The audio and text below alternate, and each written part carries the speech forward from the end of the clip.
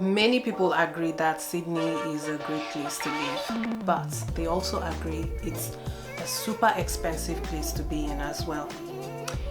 Everything costs an arm and a leg, or so it seems here in Sydney. For those of us who live here, how do we afford it? This is one question that I get all the time. People wanting to know how did you choose to live in Sydney? How are you people coping? Especially now in this current climate with an economic crisis everywhere, mortgage distress, interest rate hikes. How are you surviving? How are you doing it? Yeah, so that is what I want to discuss in this video. But I am not here to dwell on the bad news of just how tough things have become. Rather, I want to offer some suggestions, and I believe even though some of these things are very common sense things, I feel it is important to talk about this for the benefit of people who are making their way into Sydney. Whether you're coming from interstate or you're coming from overseas, okay, these are some of the things that you can do to reduce the cost of living but still have a great quality of life here in Sydney. Are we ready? Welcome to my channel. My name is Chioma. Thank you so much for stopping by. I am so happy you decided to hang out with me today. Take a moment to hit the like button, subscribe if you want to join the family, make yourself comfortable. We're getting started immediately. When it comes to disposable income, one thing that eats a fair chunk of our income is what? Real estate. So real estate in this sense is inclusive of rent. So whether you're renting or you are buying, which means you would have a mortgage, okay? So the rule of thumb here is to move away from the CBD, and I believe this applies to most other places around the world. Okay, the closer you are to the action of the CBD, the Central Business District, the closer you are to the water views, the more you're going to pay, the more your pocket will feel the pinch. So common sense, move away from the CBD. I know that there are stereotypes that people have about living in certain places, but do you really care? Because I don't. I have to listen to my budget, I have to listen to my income, I have to listen to my family's needs and my personal needs, okay? And that is what you should do too. The further away you move from the CBD, the less you pay, the more your dollar will stretch. You get a better deal on your dollar. And the reverse is the case. So you might see someone paying the same amount for a studio apartment that can get you a 3-bedroom standalone house away from the CBD. So it's up to you. It's up to you and what your priorities are.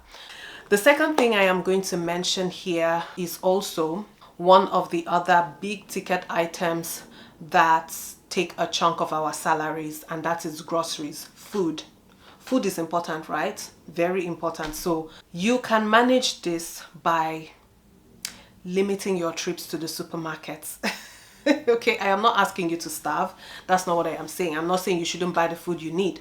But what I'm saying is that there are other options. There are other alternatives to shopping in the supermarkets. Have you heard about open markets, farmers markets, weekend markets? Visit this and your life will change. I do not buy my fresh groceries from the supermarket. I can't remember the last time I did. Yeah, every once in a while I might pop in there just to grab like some fruits, especially in the middle of the week if I have run out. But when I'm doing my big grocery shop, which is usually on the weekends, I go to weekend markets, and there are a fair few scattered around Sydney. So there is Harris Farms. I am yet to visit a Harris Farms venue because there's not one really close to where I live, but I have heard about Harris Farms. It's a great place to shop. You can go to Flemington Market. I used to go to Flemington a lot when I lived in Parramatta. I don't live there anymore, so it's a little far away from me. But Flemington is another great place to snag a bargain when it comes to fresh produce. Oh my goodness, the prices are unbelievable. And then there is Parkley Market as well. I'm just talking about the ones that I know. But I am sure that if you actually put your eyes to the ground, you would find a lot. Some of them are like periodic markets. So these are markets that are only open once a month on a certain day, maybe the first Saturday, second Saturday or Sunday of the month. If you put your eyes and your ears to the ground, you will find a plethora of them scattered all over the place. On the occasions where it is inevitable that you go into the supermarket, on those days when you just have to go in to pick one or two things, another pro tip I'm going to give you is to always save your receipts, especially if you shop at Kohl's or Woolworths, because I have found that most times they would have some kind of discount for fuel at the bottom of the docket, which means that if you present that to a participating service station when you top up your car on fuel, you get a discount. I have certainly done that a fair few times. The next thing I am going to talk about, this is strictly for families. If you're coming in here with children of school age, consider putting them in public school.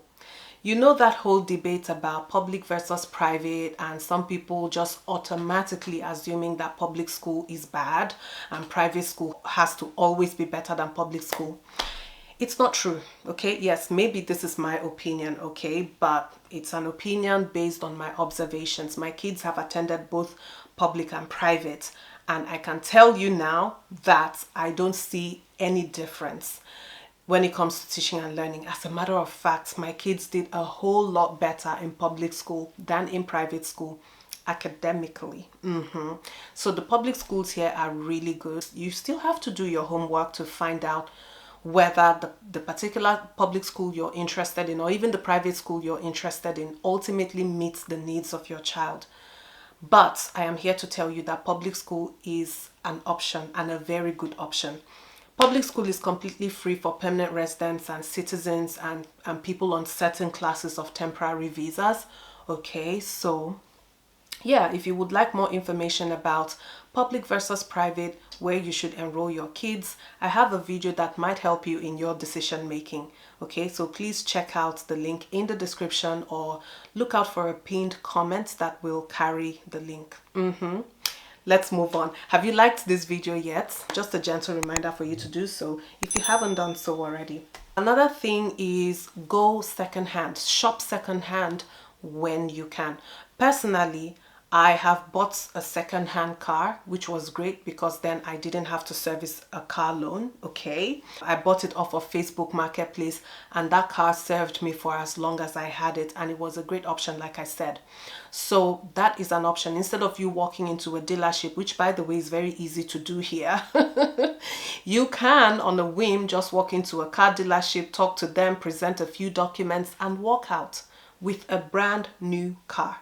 It's so very easy to get credit and potentially fall into debt if you're not careful. So always think secondhand. But beyond cars, you can get secondhand furniture as well. And you know my specialty, I am giving you all the secrets in this video, so you have to like this video. My secret is seeking out shops that stock X-display furniture. These are high value furniture, some of them designer quality furniture at very discounted prices. The prices are unbelievable. I have this particular place that I shop for furniture in Hornsby. I'm going to put a picture here. This is not a sponsored video. They don't even know I am talking about them, but I feel like the experience I have had shopping from that place has been so great that I want to tell the world about it. Okay, this place in Hornsby, they stock really great X-designer, X-display home furniture for unbelievable prices.